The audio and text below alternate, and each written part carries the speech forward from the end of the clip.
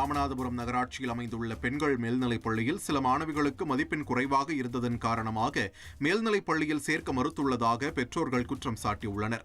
நகராட்சி பள்ளியில் பயின்ற சில மாணவிகள் 10ஆம் வகுப்பில் குறைந்த மதிப்பெண் பெற்றுள்ளனர். இதனை காரணம் காட்டி சில மாணவிகளை 11ஆம் வகுப்பில் சேர்க்க மறுப்பதாக குற்றச்சாட்டு எழுந்துள்ளது. மார்க் கம்மியா எடுத்திருக்கு மேக்ஸ்ல, அதனால தரமாட்டோம் அப்படின்னு சொல்றாங்க. பாப்பா பேரு வர்ஷினி. அதனால என்ன பண்ண போறீங்க? இப்ப பாப்பா வீட்டுலதான் வைக்க முடியும். என்னால காசு கட்டி படிக்க வைக்க முடியாது. ஏன்னா நான் குடும்ப சூழ்நிலை காரணமாக நீ வீட்டுலதான் வைக்க முடியும். இந்த ஸ்கூல்ல சேர்த்தா படிக்க வைப்பேன், இல்லாட்டா வீட்டுலதான் வைக்க முடியும். ஸ்கூல்ல சேர்க்க வந்தோம், இங்கதான் படிச்சிச்சு. 1ல இருந்து 12 வரை இங்கதான் படிக்க சேர்த்து வச்சிருக்கான். ஆனா சேர்த்தாலும் 10ஆவதுல மார்க் கம்மியா எடுத்துன்னு இடம் தரமாட்டேன்னு சொல்றா.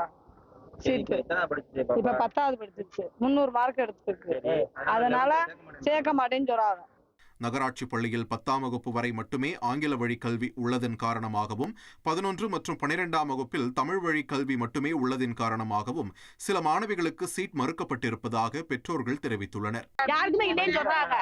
இங்கிலீஷ் மீடியம் இல்லைன்னு சொல்றாங்க. இங்கிலீஷ் மீடியம் கண்டிப்பா வேணும். படிக்க வச்சிருக்கோம்ல, கவர்மெண்ட் ஸ்கூல்ல எங்க பிள்ளைய கண்டிப்பா படிச்சு ஆகணும். என்ன செய்யறது?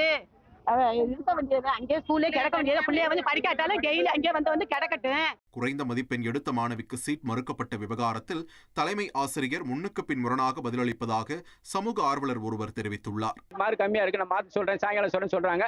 அவங்க பேசுற முன்னுக்கு பின் முரணா பேசுறாங்க, சரியா பேசல அப்படிங்கறத நம்ம சொல்றோம். நம்ம என்ன கேட்கிறோம்னா, இந்த ஸ்கூல்ல படிச்ச பிள்ளை வேற எங்க போகும்? வேற எங்க போய் படிக்க முடியும்? அதனால இங்கேயே படிக்கிறவங்க பெர்மிஷன் கொடுங்க. வேற என்ன பண்ண முடியும்? அந்த பள்ளி வேணான்னு சொல்லிடாதீங்க, பள்ளிக்கு படிக்க சொல்லுங்கன்னு சொல்லியிருக்கிறோம். விவகாரத்தில் பதிலளித்து பேசிய மாவட்ட ஆட்சியர் ஆங்கில வழி கல்வியை தொடங்க நடவடிக்கை எடுக்க உள்ளதாக தெரிவித்துள்ளார்.